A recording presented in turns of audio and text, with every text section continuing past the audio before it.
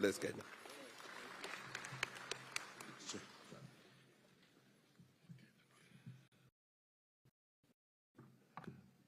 Thank you so much. Please be seated. Asante sana ndugu Felix Koske, ambaye ni Head of Public Service and Chief of Staff wa taifa letu la Kenya, mawaziri wenzangu ambao wako hapa, mabalozi, viongozi na washiriki mbalimbali, makatibu wakuu, ndugu na dada, hamjambo. Wakenya hoye! Wakenya hoye! Sijasikia. Wakenya hoye! Asante sana. Wasifikiri nyinyi ni minorities. Nataka sauti itoke ya kutosha. Wale wengine wajue muko, si ndio? Wakenya hoye! Asante sana. Leo ile hotuba nitasoma si ya Mudavadi, ni hotuba ya Mheshimiwa Rais wa Jamhuri ya Kenya. Ametutuma hapa sisi sote ili tushiriki na nyinyi na tutoe ujumbe wake. Angependelea sana kukuja hapa, lakini mambo ya kitaifa ni mengi, na ametutuma, mutasikiza, na mimi najua kwa sababu ni hotuba yake, yale yako kule ndani ni yale mwenyewe ameamua.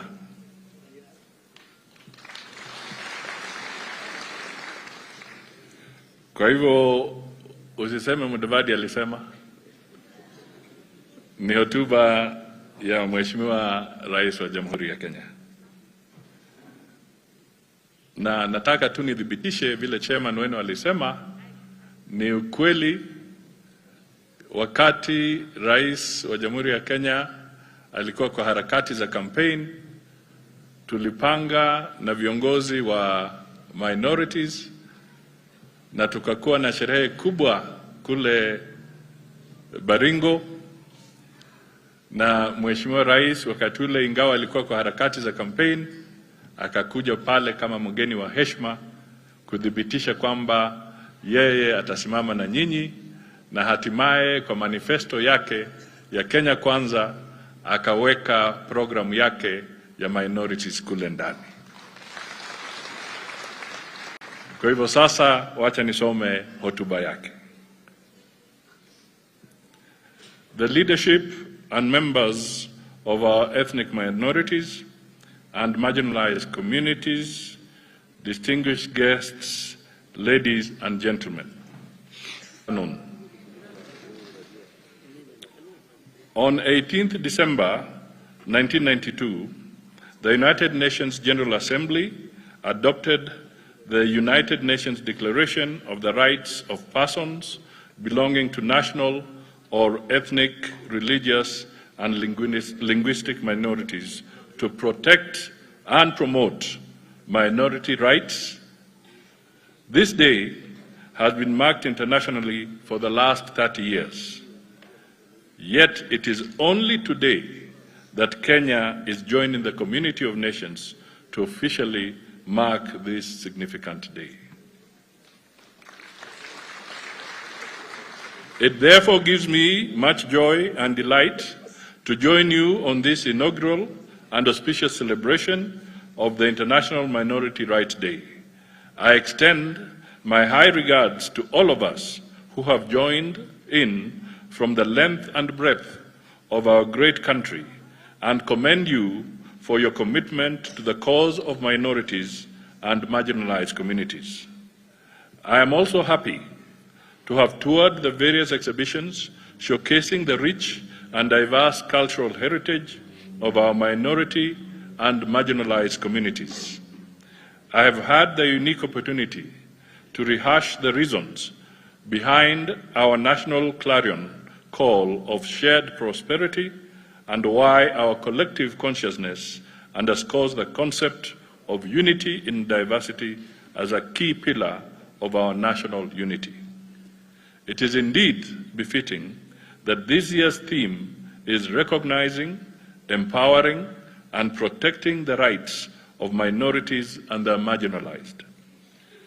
This theme will keep us talking about and addressing the challenges, aspirations, and the realities around our ethnic minorities and marginalized communities, and prepare us for the journey that we must walk in order to achieve these aspirations.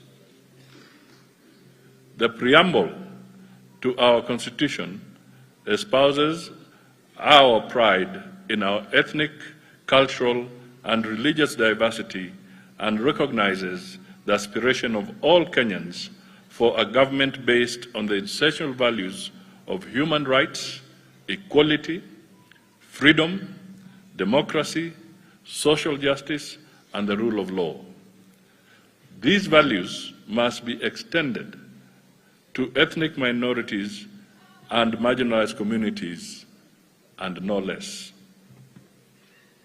This event resonates well with the principles enshrined in our Constitution that express Kenya's commitment to fostering inclusivity, non-discrimination, and the protection of minority rights and the rights of those who have previously been systematically marginalized.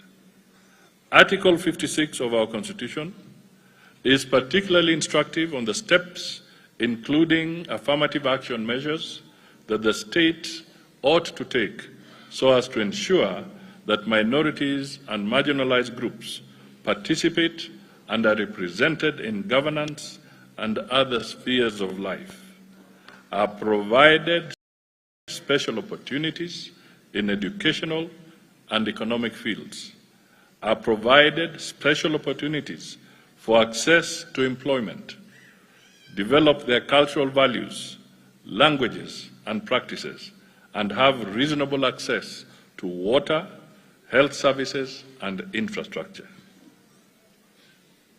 I am also pleased to note that today's celebrations come just 6 days after our Jamhuri Day, when celebrated our resolve to liberate our nation from all forms of injustice. It cannot be that 60 years after independence, some communities in Kenya are yet to fully enjoy the fruits of independence, let alone the feeling of recognition and inclusion. This, under my administration, will change. Distinguished guests, ladies and gentlemen, I am a firm believer in the promise of our Constitution. In me, you, the leadership and members of the ethnic minorities and marginalized communities, have a friend and a partner in your quest for space and recognition. During my tenure as Deputy President, I not only set up a technical department for minority and marginalized communities affairs, but I also championed the appointment of several of your members in my office. I also championed affirmative action measures in the public service and elsewhere that saw numerous of your members secure employment. I have continued this trend as President. Remember, this is the President's speech. By appointing more to the high-ranking positions in my administration. And you have seen quite a number of them being recognized here. In the run-up to the 2022 general elections, the Kenya Kwanza team pledged to address the issues that have plagued the minorities and marginalized communities in a comprehensive manner. We committed to set up a team that will conclusively look into these issues and recommend the best way of addressing these concerns. in order to advance the welfare of ethnic minorities and marginalized peoples in a more institutionalized manner, I am happy to report that under Executive Order Number 2 of 2023, I have since established the Minorities and Marginalized Affairs Unit under the Presidency, which I shall be unveiling today. I established that unit to spearhead my office's agenda of recognizing, promoting, and protecting the rights of ethnic minorities and marginalized communities. In recognizing the critical importance of an inclusive government that reflects the diversity of our nation, my administration seeks to deliberately involve representatives from minority and marginalized communities in the decision-making processes. Whereas we shall front policies that are responsive to the needs and aspirations of all citizens, special attention will be paid to those policies that advance the cause of these special interest groups. Ladies and gentlemen, it is difficult to discuss minority and marginalized rights without broaching the subject that is land and land rights. Over the years, minority and marginalized communities have clamored for land and land rights. They are some of the most affected by what our Constitution terms as present and historical land injustices. Many cases have ended up in both local and international courts. I direct the Ministry of Lands to work closely with the National Land Commission to comprehensively address these concerns as guided by Articles 60, 63, and 67 of the Constitution. In the same breath, if there is any particular group of people that often bear the brunt of the adverse effects of the climate change phenomena, it is this special interest group. By virtue of their distinct geographical placement, these communities have for years now been the faces of drought and floods. As a result, many in these communities remained mired in hunger, disease, and the unending cycle of poverty. It is about time that we turn the tide, and I am happy to report that Kenya is taking the lead, especially in Africa, in confronting this climate change menace. To mitigate the effects of climate change, exemplified by the ongoing torrents of rain pounding different parts of the country, more so areas inhabited by the minority and marginalized communities, my administration is working with county governments to ensure we lessen the suffering of our people. Many a times, the problems facing minority and marginalized communities are compounded by rampant insecurity, characterized by incessant cattle rustling and runaway banditry. Earlier this year, we served notice on these domestic terrorists, warning them that it is about time they ditched their evil and barbaric ways.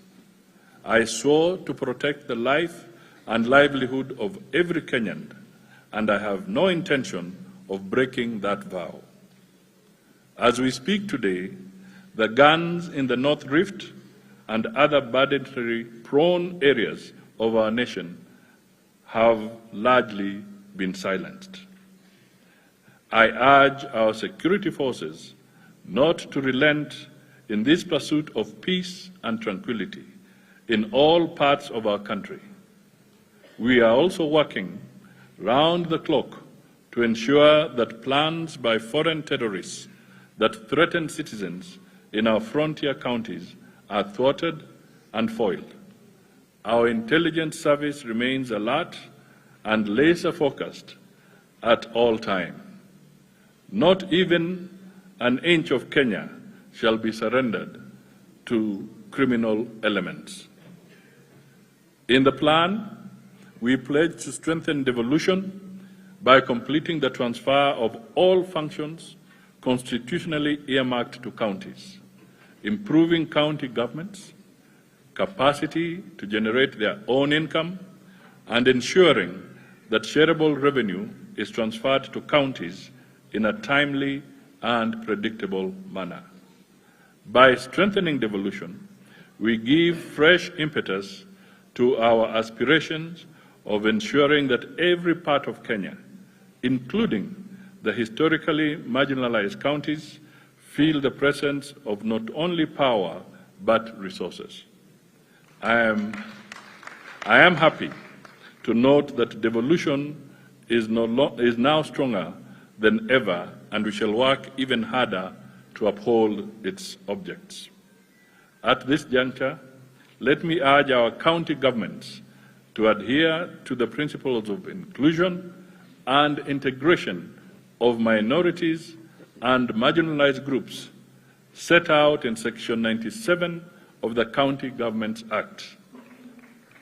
These principles should be at the front and center of governance in our counties. The success witnessed in the organization of this event today is another first in the war against discrimination, exclusion, and marginalization in Kenya.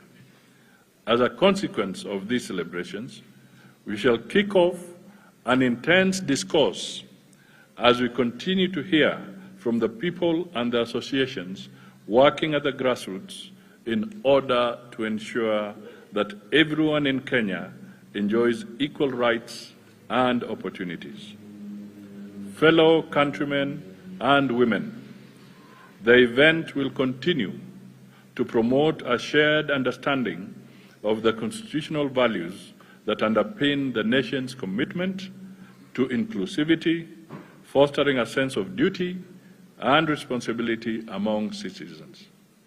We must, therefore, unite among all public institutions in both national and county governments, with various partners in the corporate world, trade unions, non-governmental bodies, civil society, and international partners to continue the conversation aimed at advancing the welfare of minorities and the marginalized.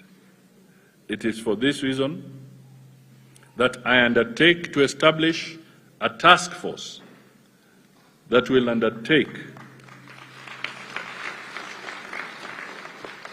a comprehensive review of all government policies, programs, actions, and omissions, both present and past, advise on how they have affected the minority and marginalized communities, and recommend appropriate steps aimed at prospering, promoting, and protecting them. It is expected that this task force shall come up with various recommendations, including the policy, legal, and institutional frameworks necessary to drive the affirmative action programs targeted at promoting and protecting the rights of minorities and marginalized communities. These recommendations shall form the cornerstone of the delivery of Kenya Kwanza's commitment to legislate an affirmative action framework to implement Article 56 of the Constitution, just like the young girl said. Indeed, we meant it when we spoke about building a Kenya ya usawa, where every citizen will feel that they belong. I am pleased henceforth to announce that the marking of the International Minority Rights Day shall, from now onwards, be an annual event.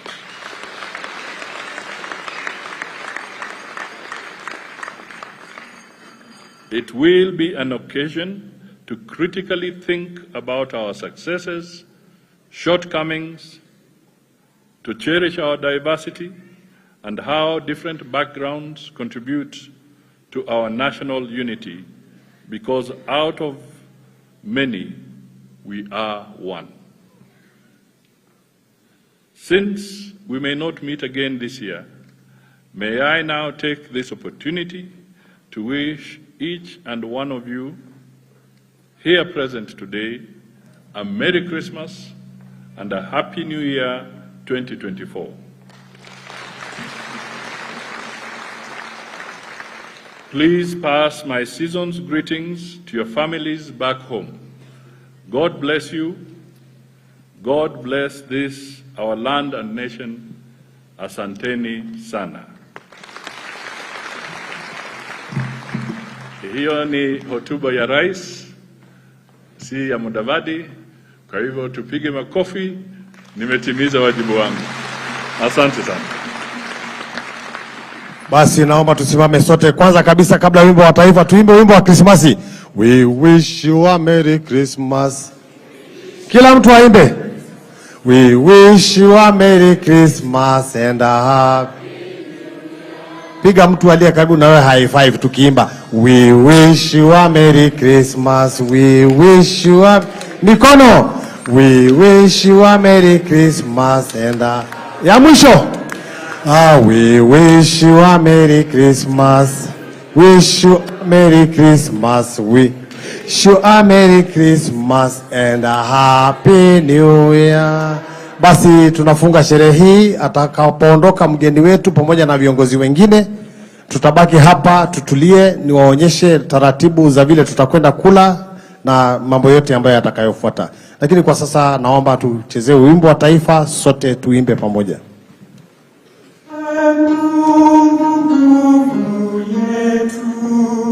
Ilete baraka kwetu, haki wengao na mlinzi, na tukae